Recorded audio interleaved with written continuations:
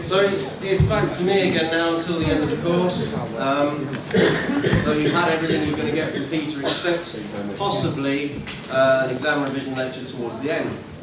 So we're going to continue into my sort of second semester plot now, and that's composed of bipolar transistors, Mosfets, as switches and amplifiers, and also operation amplifiers as well. There are some notes running around if you need them. So in the last lecture, which was immediately after the midterm, I talked for quite a while about small and large signals, and I did the example of the compressor to try and demonstrate some of the differences between small and large signals. And along the way, I came up with the idea of dynamic or small signal resistance. And then we also compared the voltage source model and Thermionic model of a diode.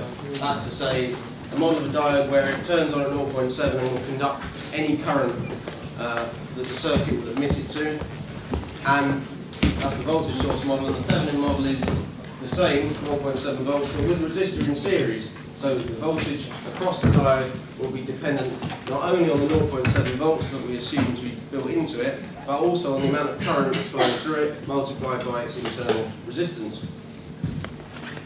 And then we talked for a bit about how capacitors can be used to block DC conditions and pass AC signals. And that was the question of how do we avoid the biasing voltage on the diode affecting the output of our compressor. And then right towards the end of the lecture, I came out with the idea of a small signal equivalent circuit. And that's a circuit which is drawn not in the facts of how the circuit is described, but actually from the point of view of the signal entering into the circuit. What are all its methods of passing through that circuit? And they're not necessarily the same as for the DC signals or quiescent conditions. And then at the end we described linearity of a diode and the idea of an operating point that can convert some characteristics. So all this stuff is working towards transistors because all the same things apply. And with a diode it's much easier to see what's going on because there are fewer terminals and the idea of amplification doesn't exist. And it tends to simplify sort of the groundwork before the main event. So today we will begin our quest into transistor land, and this lecture is quite abstract. There is no circuits as such. It's all discussion of device characteristics. So there isn't any semiconductors either. It's a sort of a halfway house where we talk about how the semiconductors influence the device characteristics, and the reason we'll need to do that is the characteristics of the device has to be dealt with by the circuit. We could have some lovely circuit and put the device in it, and if the device needs some current in one of its electrodes and the circuit doesn't permit that, then the device might not do what we expect it to. So this lecture will probably only really click in about 4 lectures time. Fortunately, in 4 lectures time you'll be able to go back and watch it again. So that's pleasant for you maybe, although I suspect that most people think this lecture is dreadfully unpleasant anyway. So we'll start off with the bipolar transistor, and we'll talk a little about numbering systems so that if you ever have to come into contact with one in real life, it won't bite you. And then we'll go over its modes of operation, which are the different sort of operations that it can perform. Wasn't me, I didn't do it. Switched on, switched off, amplifying, or in another mode which is sort of reversed amplifying. And then we'll talk a bit more about characteristics, and we'll describe some of the assumptions that we make in this course, and we'll say briefly how they're not completely true. And this information will be very useful when you come on to a more thorough study of transistors in the future. And then we'll talk a little bit about models for switching devices, and that will be the large signal model. And we'll round off with some actual characteristics from some real transistors. And of course there'll be a bear at the end as well. So if I had a question for a Mark that said, what's a transistor? Transistor is a 3-terminal semiconductor electronic device which is capable of power amplification. That's the key thing, that that separates it from other devices which are semiconductor devices. Now, it is true that there are other semiconductor devices which are capable of power amplification, which are not capable of all the things a transistor is, but we are excluding those. So if I said, what's good about a transistor, that's the answer. So this is different from a transformer or a resonance circuit. You may be aware that if you put a certain voltage into a transformer and there is a certain ratio of turns, you can get a bigger or smaller voltage out. What you may not have considered, or perhaps you have, is that while you do that, some current will flow into that transformer as well. And if the output voltage is going up, the total current that you can extract will be falling. And the total amount of power you can get out of your transformer is only equal to somewhat less than the total power you put in. That is to say, there is no extra mechanism of adding energy. You only get out what you put in. In the case of transistor circuits, we have an extra source of energy, and what we're really doing is adjusting how that extra source of energy contributes to our signals. So they come in several types. Bipolar junction transistor, I guess most of you have done the BJT lab, is it? In therapy still, are we? So this is the most common small signal amplifier. So if you were making some sort of guitar effect pedal or something, chances are it would be full of bipolar transistors. Mosfets are more common in large signal applications such as switching power supplies and sort of industrial power systems, blast furnaces, that sort of thing, electric vehicles. And Mosfets also find use in integrated circuits, so if you buy an AND gate in CMOS technology, it will be 40 something will be its number, 4081 I think. That will be full of little Mosfets as well. And there'll be a different kind to the power Mosfets that you'd find in switch mode power supply. And in whatever 207 has been replaced by, there will be some discussion of the different types of Mosfets, but we won't go into that here.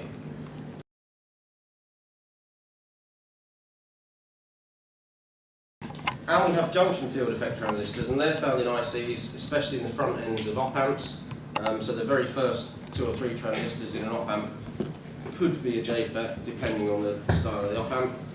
But you can also find them as discrete devices and use them in circuits on their own. And last, of course, there is thermionic valves. And these are now limited to very specialist applications, including radar, microwave ovens, and guitar amplifiers. So I've given out, along with the lecture notes, 3 or 4 A4 sheets of type material, which goes through the major characteristics of transistors. There's no need to look at it now if you don't want to, but it broadly covers what I'm going to say in this lecture, but in more written out form.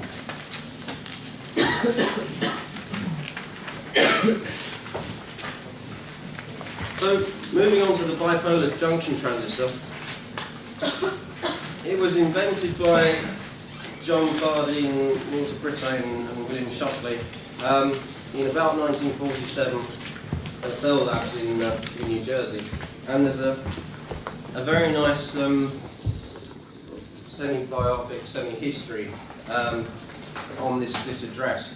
If you download the lecture notes from Hercules, the address is clickable, it'll take you to the page where the paper is. And it's about 30 pages written in prose that describes how they came to invent the transistor, and basically they discovered it by accident. But they got a Nobel Prize out of it, so it's ended quite well for them. I think all these people have died now, but Walter Brittain used to play golf with Iggy Pop, and after a long time, he finally said, "So what is it you do when you're not playing golf?" I said, "Oh, I invented the transistor." And I went, "Really?" I'm surprised Iggy Pop knew what a transistor was. So the bipolar junction transistor is a semiconductor device composed of 3 semiconductor regions, and they will be NPN doped or PNP doped. I rather hope by now the idea of doping is quite safe. Anybody unhappy would need a quick refresher. Good. Righto then, I will consider you know it now forever. So these are so named the emitter, base and collector. And the NPN can be thought of as 2 diodes with their anodes connected together. So that's the diagram on the left. And the PNP transistor can be considered as having 2 diodes with their cathodes connected together. So for a particularly tricky biscuit, maybe even two, why is it you can't buy two diodes, twist two of the legs together and call it a transistor? Go. Well, you've sort of, the base that you'll make from that will be way too long, and the way that the current will move out of the bottom transistor will then reach a point and then it'll have like sort of two routes to take. So if anything, it would be more even instead of balls diffusing across the base and going straight across. Yeah, that's a perfect answer. Have a biscuit or three. So the difficulty is,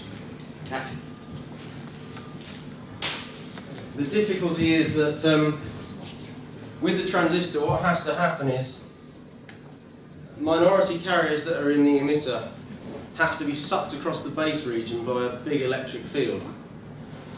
And if your base is a couple of microns or a few hundred nanometers wide, the chances of those minority carriers recombining is actually not very great, and the recombination rate will give you the base current. If you've got two physically separate diodes which have got bits of metal in between, there is no chance that those minority carriers can make that distance. As soon as they get towards the metal, they'll recombine immediately, and then they'll become an electromagnetic wave, travel down the metal. So you cannot think of it as two separate diodes. It does have two diodes in it, but they are closely coupled, and electrons and holes can pass between them in ways that they can't pass between two diodes that are just on a desk. And transistor comes from a concatenation of transfer resistor. So there are some numbering systems. You bet. Oh, there's. I'm watching. I know how many there are. So there are some numbering systems you ought to know about which will allow you to identify a transistor based on what's written on the front of it. And one of them is the JEDEC system. JEDEC is also an agency that decides if devices are fit for certain uses. So some devices are specified for medical use, and other devices are specified for medical use inside the body. And some devices are specified for medical use inside the body in situations where you'll die if they stop working. And other devices are specified for submarine and military and blah blah blah, space and aero. That's broadly it. So JEDEC decides this sort of thing, and they don't have a sort of license to give out. They just say, we certify that this such and such a device has met such and such a standard, and then you'd have to work off that. The other thing they do is come up with ways of naming transistors. So it's the Joint Electron Devices Engineering Council, what a catchy name, and it's been around since the late 50s as part of EIA. And it standardises the part numbers in the US. So if you're buying a transistor in the US or you're buying an American transistor, it'll have a JEDEC part number probably.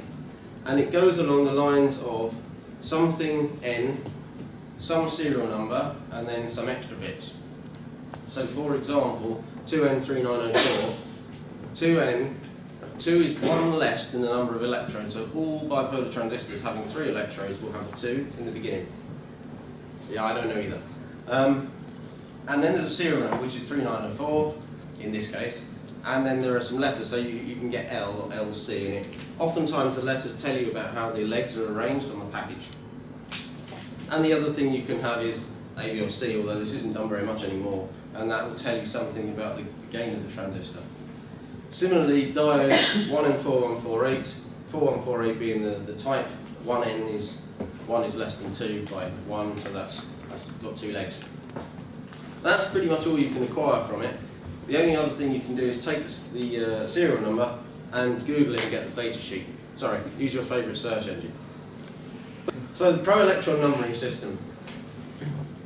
This is a system that's used in Europe, and it came about even before transistors, but it's been standardised since 1983, and these are devices which are letter and then some numbers, and then probably some more letters on the end. So BC182, you can get it from the electronic stores upstairs. In fact, I suspect BC182 has just gone out of production forever, which is a shame because it's one of my favourite transistors. So there are some rules attached to what the numbers and letters mean, and they're actually a bit more involved, but the first letter depends on the band gap. So anything that's germanium, if you're into guitar type stuff and you like germanium transistors, there'll be AC something something something. whereas wider band gap, like I said, the germanium's got a band gap of about how much? Where? 0.1. Indium arsenide is a band gap of how much? 0.1. No, it's about 0.4 eV. And silicon is about 1.1, gallium arsenide is 1.5. So the letter determines or tells you about the band gap. And the second letter tells you about its functionality. So C, for example, B is for silicon range of band gaps. C means a small signal amplifier of audio frequency, so something for making a little amplifier out of. And there's a long list of these. And then the serial number is everything that comes afterwards. So 182 is just a thing to identify that specific style of device. And it covers all things. So BZ is bipolar, and then the ZX means it's a Zener diode of a certain rating, and then 4V7 means 4.7 volts breakdown. So along with the notes, the written out notes about transistor characteristics, there's another page about the pro-electron system, and there's a long list of all the different letters and what they mean. And I leave that to your bedtime reading. So, moving on to the actual bipolar transistor proper, I hope you are all aware that there is 4 regions of operation. I take it this has been done before, right? Or is this news? Is it? Okay. Well, we've got two diodes, but they're closely coupled, as we already said, and there are 4 situations available. There is base to collector junction forward biased, and base to collector junction reverse biased, and base to emitter junction forward biased, and base to emitter junction reverse biased. That's harder than it should have been. And these situations determine whether your transistor is switched off, whether it's switched on, if it's an amplifier, if it's in backwards. And you can draw this graph. So VBE is along the x-axis and VCB is up the y-axis. So everything to the right of the middle is base emitter junction forward biased, and everything above the line is collector base junction forward biased. So to manufacture an amplifier, we'd want to be over here. Base emitter junction forward biased, base collector junction reverse biased. For a device that's switched off, we've got 2 junctions, neither of which are conducting current. Similarly, to have a switch that's switched on, we'll want base emitter junction forward biased, collector base junction forward biased as well. Now, I know this because I already know it. There is no reason that you would work that out from this graph. It will become apparent later on, but this graph is a way of sort of saying where we can go with the transistor. So the forward active region provides amplification of voltage and or current, and the saturation region, or in the saturation region, the transistor appears like a switch which is turned on, and in the off region the transistor appears like a switch which is turned off. And in the reverse active region, that's where the base emitter junction and the collector base junction have accidentally been exchanged. You would never actually use a transistor in this region unless it's a very, very early transistor where they were made symmetrical, so the base emitter junction and the base collector junction were the same widths and had the same doping, and then what you've really got is a symmetrical device, but that is extremely suboptimal, and nobody ever makes devices like that anymore. In which case forward active and reverse active would be exchangeable as well. So we wouldn't go into reverse active at all if we can help it. We get really, really low gain. So there are some transistors which are designed to be amplifiers and others which are designed to be switches. But actually all transistors are pretty good at both. And generally speaking, the switching transistors have special optimization that allow you to clear carriers from the base region quicker and run at slightly higher power for a certain package and that sort of thing. We don't really need to worry about any of that. You can think about all transistors as being basically equal.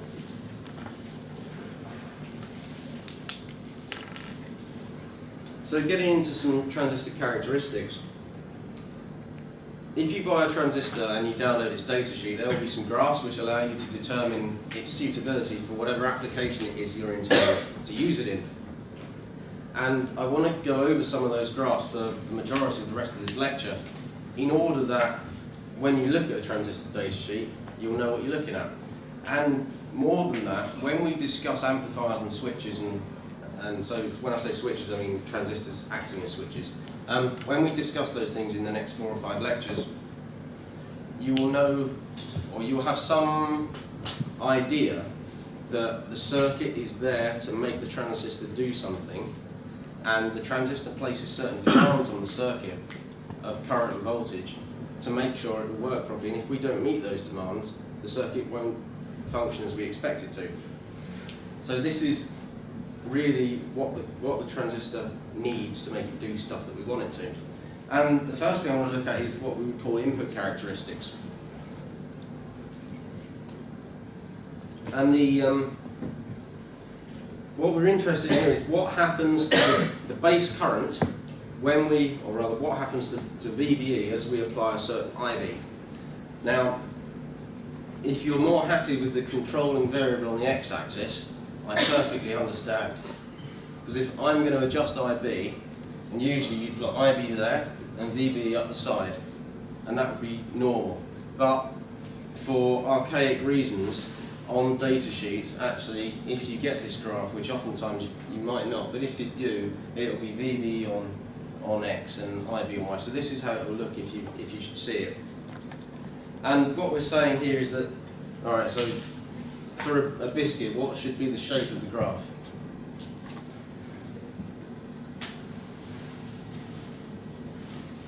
High stakes, eh? 2 biscuits? 3 biscuits? I need a phone so I can call no 11s. Come on, it's a 4 bias diode. What shape? Exponential. Yeah, you could have had a biscuit, but he's got you. I'll leave it. You'll leave it? Yeah, right there. So yes, this shape is exponential. It's a 4 bias diode. Never mind the collector. We won't worry about that for now. You put some voltage across the diode, some current flows. The relationship between the voltage and the current from last semester should be an exponential, and it'll obey IS brackets 1 minus EC minus EV over KT.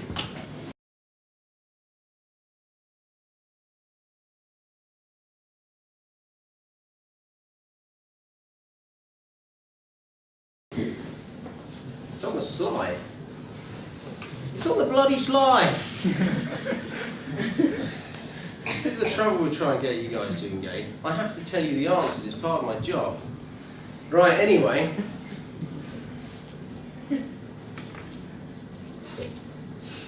I no longer think well of you for leaving the biscuit. You didn't deserve it to start with. So what happens with increasing the collector to emitter voltage? Because I've got 3 graphs, and I've said if you increase VCE, the shape of the exponential changes slightly. Still exponential, just different coefficients. What's happening here is the collector to base region is being depleted. That's to say, the diode that's there is being more reverse biased, and as a consequence of that, an electric field is being built up. And as the electric field builds up, it depletes more and more of the base region. So the base width is actually decreasing somewhat. It doesn't matter if you don't get this, it's far beyond the reaches of what we want, but as I said, if you look at a data sheet, this is probably what you'll see.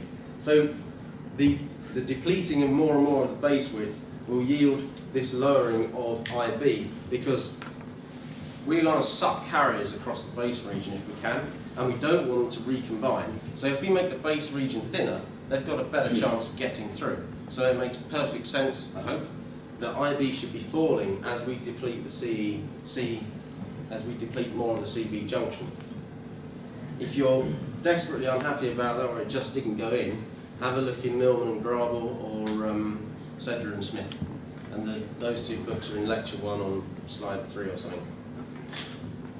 So the other thing that you'll often see on a data sheet is output characteristics.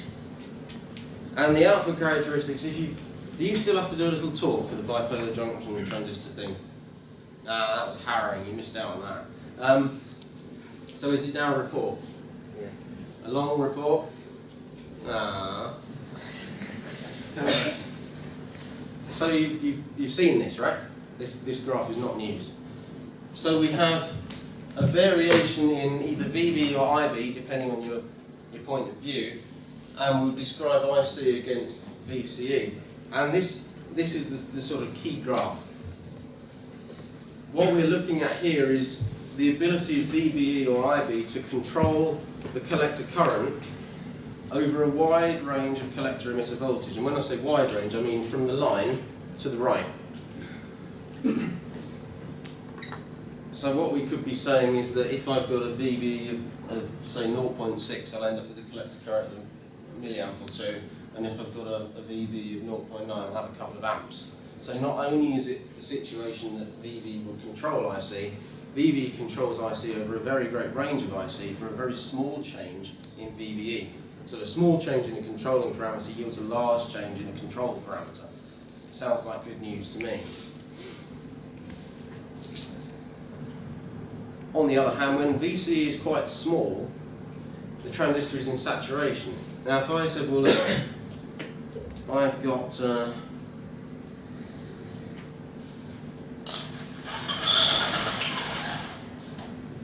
if I draw here, will you see it okay? See it? Yeah? Okay. If I've got a transistor here, I will move in a minute so you can see. And I do my VB and I say, well, it's 0.7 because I want to switch the transistor base emitter junction on. And I'm saying that VCE is maybe 0.3 volts. My only option is to have this. So I've got diode here, and I've got diode here. Sorry, diode here, and diode there. Now, if I've got 0.7 from there to there, and I've only got 0.3 across the pair of them, this one must have some amount on it, and that some amount is going to be 0.72, depends how high we go in.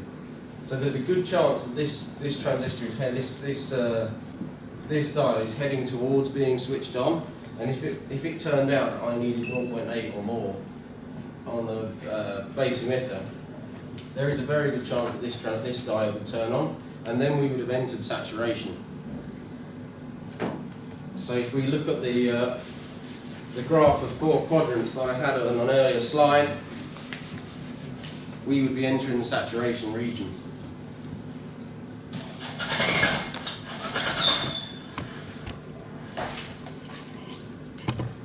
So everything to the left of the line, saturation.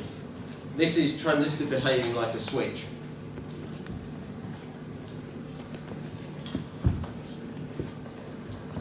That's pretty much what I said there. So the last one that you may see, this is probably something you might have to measure actually.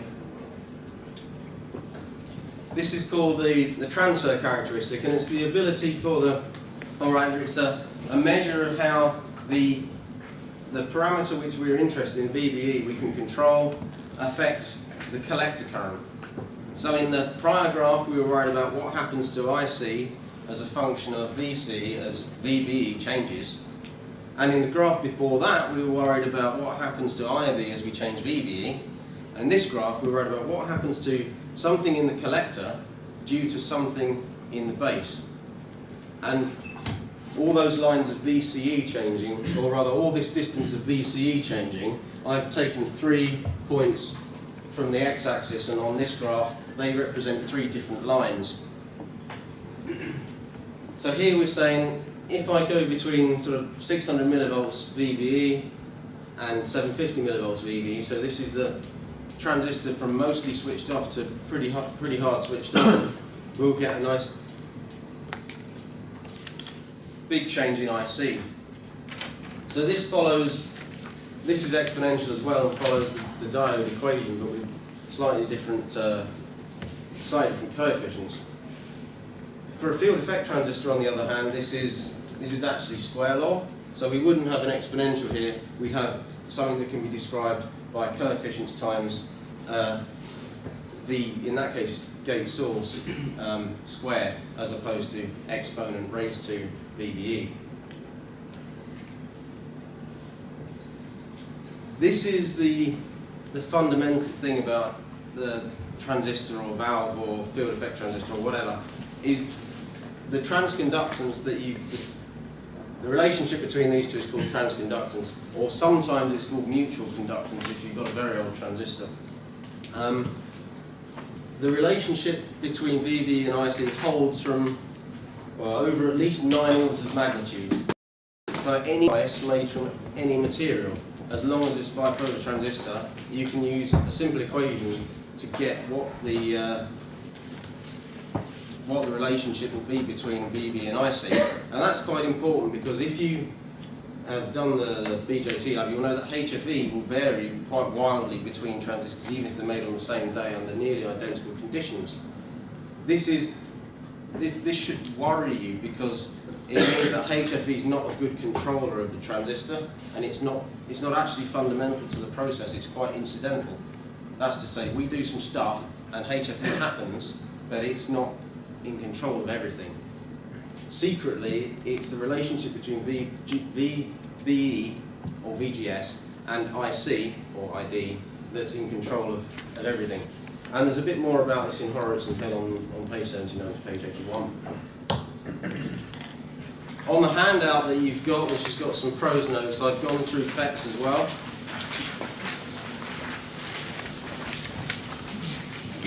So that's more or less all I want to say about characteristics. Now I'd like to move on to methods of describing the transistor in terms of circuits. And you'll remember from before Christmas, or just after Christmas rather, that we had a model for a diode, and we decided that if we didn't know whether the diode was conducting or not, we'd assume that it wasn't conducting, and then we'd take the diode away, work out what was going on in the circuit without the diode. If the space where the diode used to be had 0.7 volts across it or more, then we'd say, oh, the diode's conducting, and we'd put a voltage source in that represented the diode, 0.7 volts, and then we reanalyze the circuit, including that voltage source, and that would give us the current in the diode. And if you've done the diode conduction state problem sheet, that would be very familiar. Well, in the same way that we can say, oh, I've got a diode, but actually it may or may not be a 0.7 volt voltage source, or it may be an open circuit, we have a model for a transistor as well, and it is composed of a forward bias diode, which is a 0.7 volt voltage source, and a current source, which is controlled by the current flowing in the forward bias diode.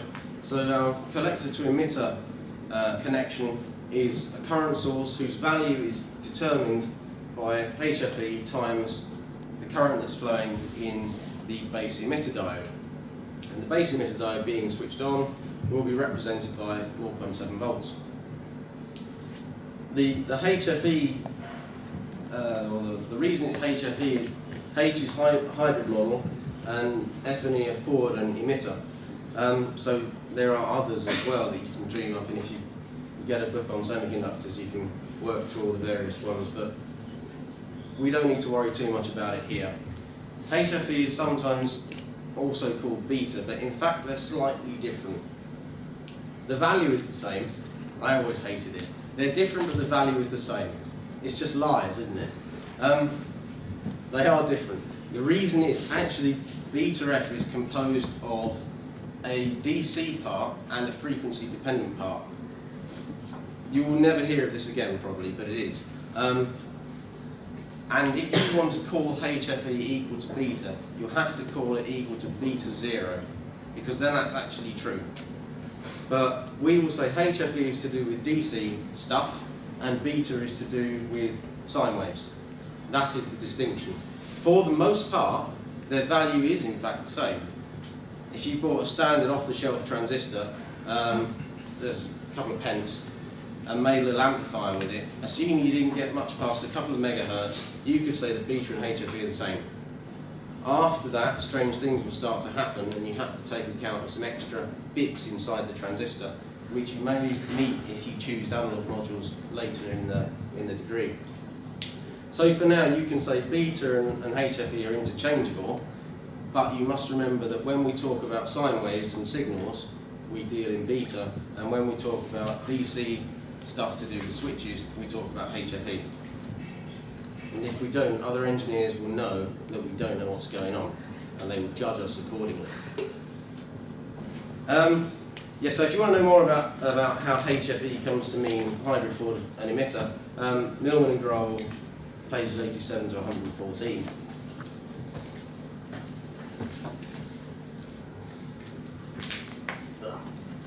So earlier I said that VBE was the controlling variable and IC was the controlled variable, and that IB was incidental. IB is incidental because it's to do with how many carriers we combine and in the base region. And ideally we'd like no recombination, so perfect situation, no base current. So IB, entirely incidental. MOSFETs on the other hand have no equivalent IG. Have you done some MOSFET stuff? So you know that there's an insulating layer of glass, silicon dioxide, and a metal contact, and then some semiconductor underneath. So that glass layer won't admit any current, so all you can do is charge up the gate capacitance, because there's a bit of gold probably, or nickel gold, then there's a bit of glass, and then there's some semiconductor. So between your gold and your semiconductor is an insulator, so what you've really got is a capacitor. So you can charge up that capacitor and discharge it, but there is no DC current flowing into or out the gate.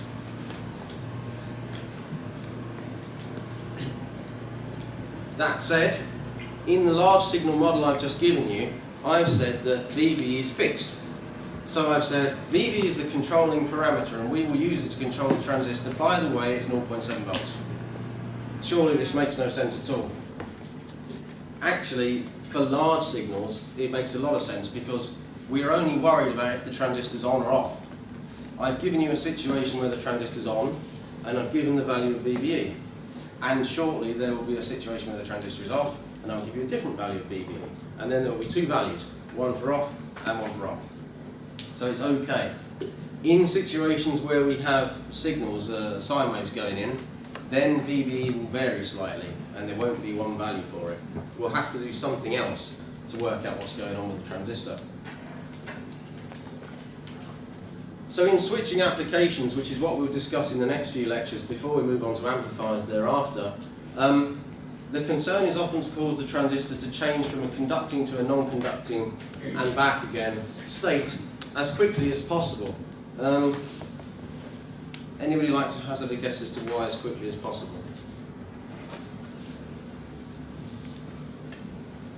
You can have a faster processor. Yeah, that's one good answer. Have a biscuit. Any others? There's one that I'm aiming for, so we could keep going for a while. Alright, if you've got a switch that's switched off, there's a big voltage across it and no current through it, how much power is dissipated? Zero. Everybody says zero, deserves a biscuit but isn't getting one.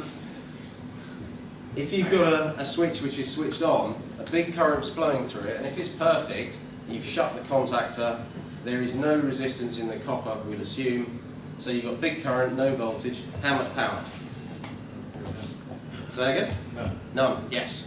No power in the switch. So you're going from a situation of no power in the switch to no power in the switch. Yeah, okay. So if the switch is on the way down, let's imagine it really is a contactor, and an arc has developed between the contactor that's dropping and the thing that it's going to contact with. So in this arc, there will be all the voltage drops between the flappy contactor arm and the other bit, and there'll be an enormous current because we've got a plasma with charged particles flowing in it. How much power is in the arc? Loads.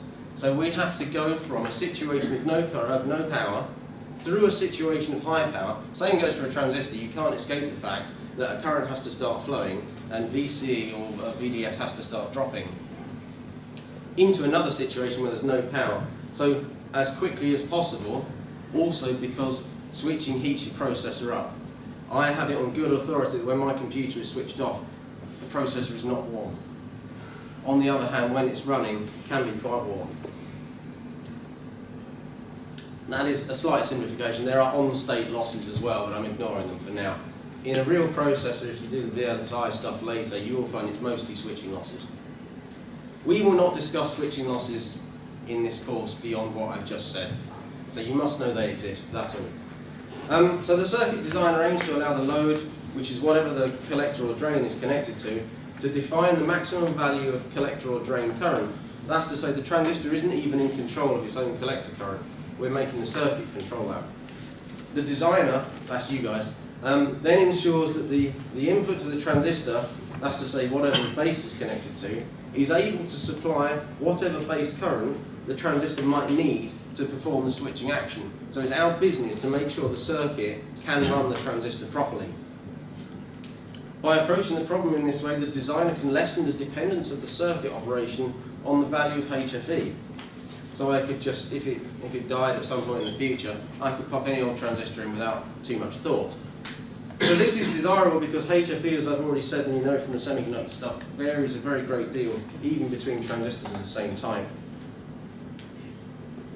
So what happens, we've got our large signal model of a transistor in the switched on situation, and we need we've got a large signal model of a transistor here which defines our collector current in terms of our base current. We now need a large signal model which is for saturation. Well, this is the transistor switched on. A large signal model for the saturation mode of the transistor is two voltage sources representing the saturation voltages between the base and emitter and the collector emitter. These are often given on switching transistor data sheets, and they are dependent on lots of other things, which we'll get into in a minute. So,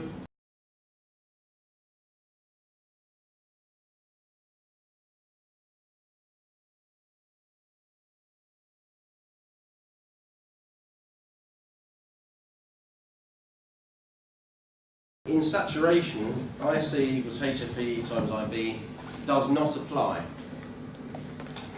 The model for the transistor when it's off is open circuit between B and C and E, so there is open circuits everywhere. So if we wanted to do some calculations with the transistors that are switched on, all we'd have to do is open the data sheet and look up what VCV, sorry, there's a mistake, that should say VCE, that B ought to be an E. You might like to correct it. We need to look up these two voltages, and you can take it as read that VBE in saturation is more than 0.7. It could be as much as 1.1. VCE sat will be in the range of 0.05 to about a half, probably. Depends on other factors. So how do we get a value for HFE, VCE sat and VBE sat? Well, as I've already said, basically you look them up on the data sheet. I've got it right on this slide though. So all of these parameters are functions of collector current, so you can't even have one value. You've got to know what your collector current is going to be in advance, but you need to calculate your collector current from knowing the VCE sat. So now you're in problems, because you've got a cyclic loop and you don't know enough information to carry on. Usually, we just make some assumption. We'll say, we'll assume this, work it out, see how bad it is. If it's really bad, we'll go back and make a new, better assumption.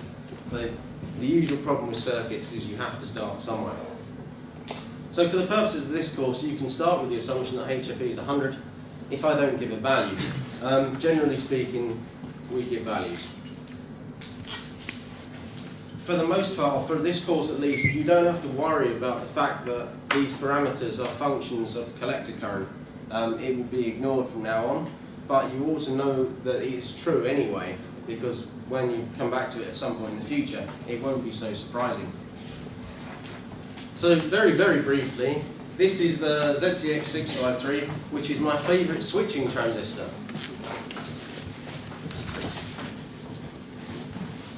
This is a standard switching transistor for low power applications, and you can observe a very wide variation in HFE as a function of collector current.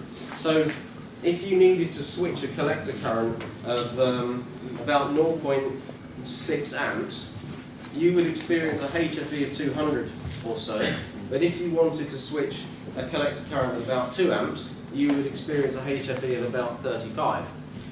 So you'd have to design your, whatever was driving your base, circuit to deal with that wide variation in HFE if you had such a wide variation in collector current.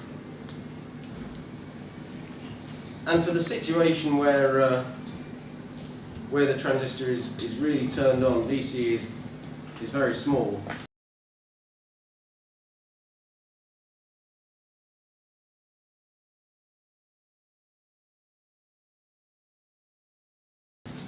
We call it force beta, but I won't be using that term.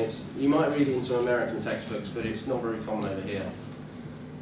What about ZTX653 VCE sat? So this is the saturation voltage for a given collector current.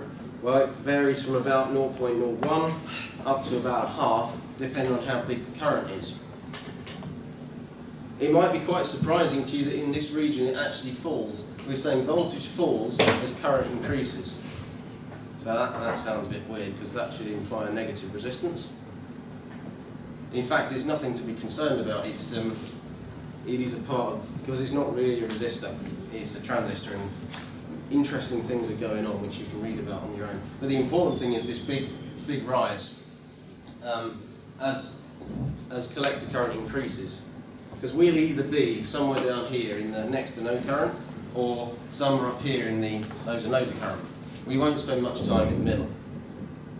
When we're dealing with VCE sat, if we know we need to conduct half an amp, it's the half an amp point we'll be looking at for what our VCE sat will be.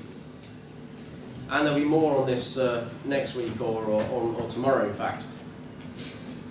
So I think probably the last graph, maybe. This is VBE sat as a function of IC.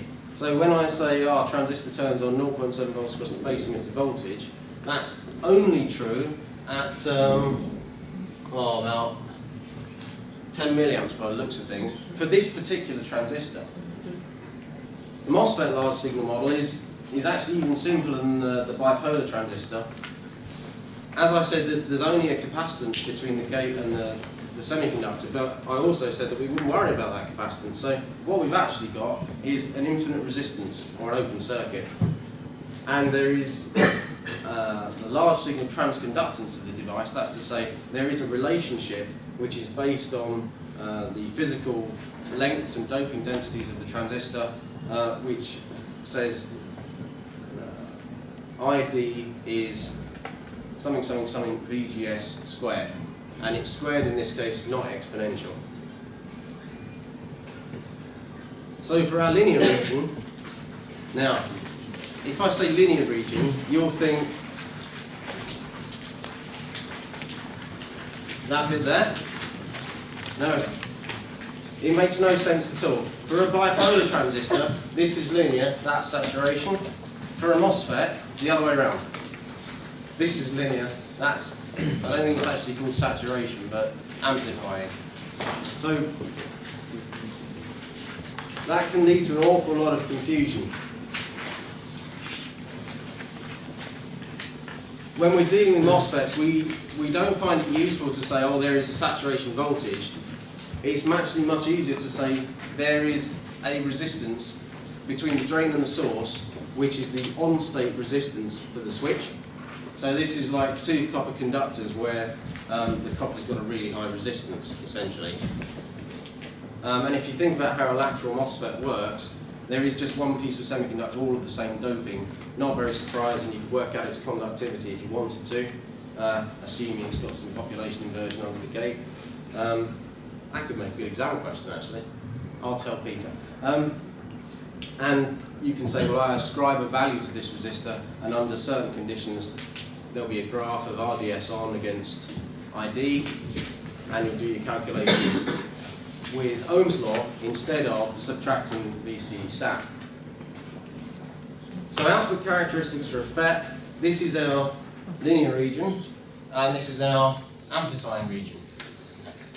The other way around from the transistor. Chopped some words off, haven't I? Right. The stuff that's just off the bottom of your slide says generally, often, VDS on less than VCE sat. You might like to add that.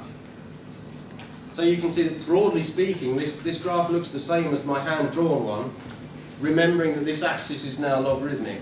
So the devices actually have very similar characteristics.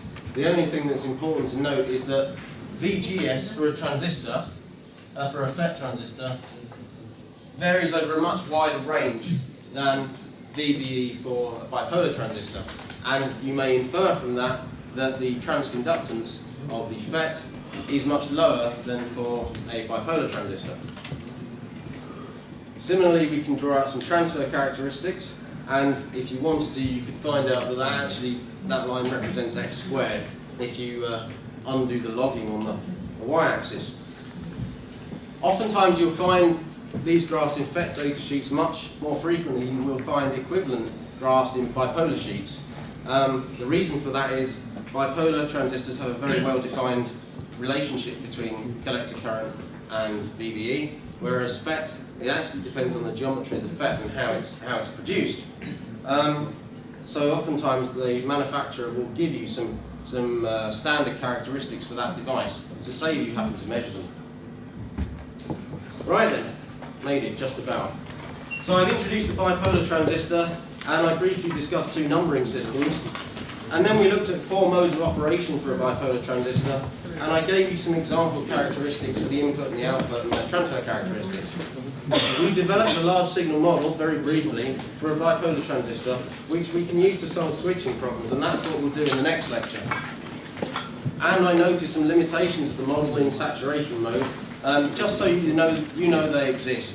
You don't have to worry too much about them in this course, certainly not for any exam. And then I briefly went over a large signal model of Mosfet, and we'll use that next time as well, so you get some examples on how to actually do the questions. And then I briefly, very briefly, gave some differences between Mosfets and bipolars. There he is.